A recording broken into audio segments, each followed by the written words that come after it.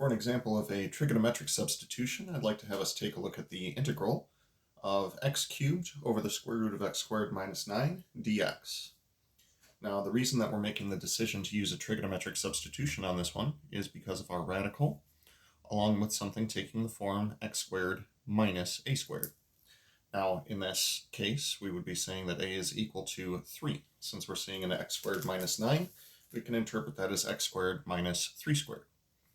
So the substitution that we're going to make is we are going to let x be equal to, because it's variable squared minus constant squared, that would be the case of the secant. The equivalent statement would be that the secant of theta is equal to x over 3, which according to right triangle trigonometry, that is the hypotenuse over an adjacent side. We'll set up a little right triangle for reference. Label one of the acute angles as being theta. The hypotenuse will be x, the adjacent side will be 3. The Pythagorean theorem will tell you what the third side is, and that is going to be the square root of x squared minus 9. It's because we get this radical from this substitution, and we also see this radical in the original integral, that we know this is going to be the way to go. We'll also take a derivative to set up dx. Derivative of the secant function is the secant function times the tangent function, and we'll tag on a differential as well. Referencing back to our triangle, if I'm interested in getting the radical, then we can point out that the opposite side and the adjacent would be the radical and the constant, letting us know that the tangent of theta is going to be equal to our radical divided by 3. Or equivalently, the tangent of theta, equivalently, the radical would be equal to 3 times the tangent of theta. Now, the alternative to using the right triangle to prove it is that we could simply plug in the substitution x equals 3 times the secant of theta directly into the radical and use a Pythagorean identity to simplify. I believe we have everything in place to go ahead and make our substitution. This will be the indefinite integral of x, which is now 3 times the secant of theta, quantity cubed, over our radical, which we just showed, is 3 times the tangent of theta, times dx, which is 3 times the secant of theta, times the tangent of theta, d theta. That's what we get from our trigonometric substitution.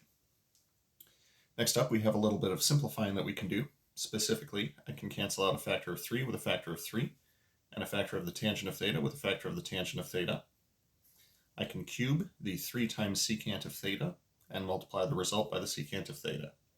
This is going to give me the indefinite integral of 27 times secant to the 4th of theta d theta. What we're left with is simply a power of the secant function, which should go over quite well. Now, with that in mind, because it's an even power of the secant function, what we're going to be doing is setting aside a secant squared of theta. The reason that we set aside a secant squared of theta is because we are going to make a substitution on this. We're going to let u be equal to the tangent of theta. Therefore, du would be equal to the secant squared of theta, d theta. That's what we're going to use for the substitution on the secant squared of theta, d theta. We'll also need to make use of a Pythagorean identity for the first part.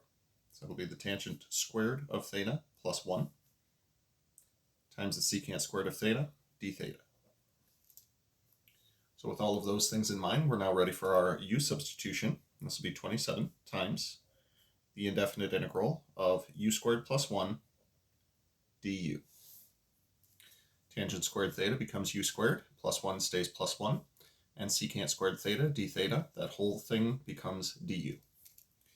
Integrating this term by term and distributing the 27 through, we are going to get 9u cubed plus 27u plus a constant. At this point, there are a great deal of substitutions that are going to have to take place in order for us to get back to our variable x. First, we'll substitute our u's back into thetas by calling this 9 times the tangent cubed of theta plus 27 times the tangent of theta plus a constant. Now for a little reminder, the tangent of theta is equal to our original radical divided by 3, and that is the next level of substitution that I'm going to be making. So we will have 9 times our radical, x squared minus 9, over 3, quantity cubed, plus 27 times our radical, x squared minus 9, over 3 to the first power, plus our constant. Now to simplify this as completely as possible, when we cube what's on the inside here, we're cubing a square root. Cubing a square root is the same as saying take a 1/2 power to the third power. We multiply those powers, we get 3 over 2. We would also cube the 3 in the denominator, giving us 9 over 27, which reduces down to 1/3. For the next term over here, we can reduce the 27 over 3 down to 9. We could leave this as simply the square root of x squared minus 9, but to stay consistent with the fractional exponent we just introduced, we'll go ahead and refer to that as x squared minus 9 to the 1/2 power. Now, if you're interested in verifying your result, go ahead and take a derivative of this and verify that the final answer that you get is the original integrand, x cubed divided by the square root of x squared minus 9.